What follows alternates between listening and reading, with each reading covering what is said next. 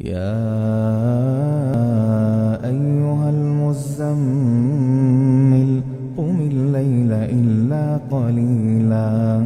نصفه أو انقص منه قليلا أو زد عليه ورتل القرآن ترتيلا إنا سنلقي عليك قولا ثقيلا إن ناشئة الليل هي أشد وطئا وأقوم قيلا إن لك في النهار سبحا طويلا واذكر اسم ربك وتبتل إليه تبتيلا رب المشرق والمغرب لا إله إلا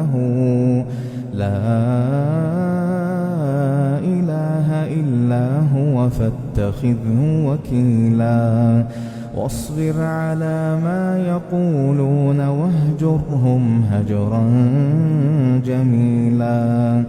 وذرني والمكذبين أولي النعمة ومهلهم قليلا إن لدينا أنكالا وجحيما وطعاما ذا غصة وعذابا أليما يوم ترجف الأرض والجبال وكانت الجبال كثيبا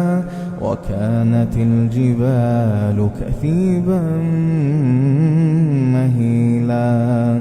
إنا أرسلنا إليكم رسولا شاهدا عليكم كما أرسلنا إلى فرعون رسولا فعصى فرعون الرسول فأخذناه أخذا وبيلا فكيف تتقون إن كفرتم يوما يجعل الولدان شيبا السماء منفطر به كان وعده مفعولا إن هذه تذكرة فمن شاء اتخذ إلى ربه سبيلا إن ربك يعلم أنك تقوم أدنى من ثلثي الليل ونصفه وثلثه وطائفة من الذين معك والله يقدر الليل والنهار علم أن لن تحصوه فتاب عليكم فاقرؤوا ما تيسر من القرآن علم أن سيكون منكم مرضى وآخرون يضربون في الأرض يبتغون من فضل الله وآخرون يقاتلون في سبيل الله فاقرؤوا ما تيسر منه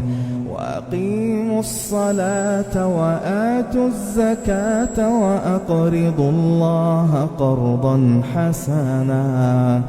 وما تقدموا لأنفسكم من خير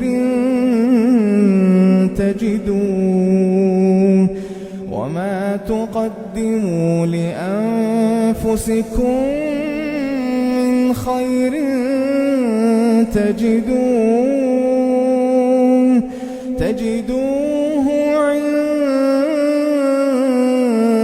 الله تقدموا لأنفسكم من خير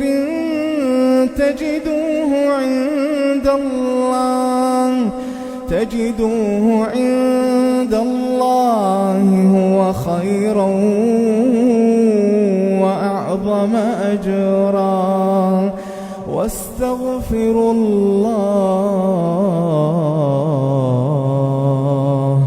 إن الله غفور رحيم.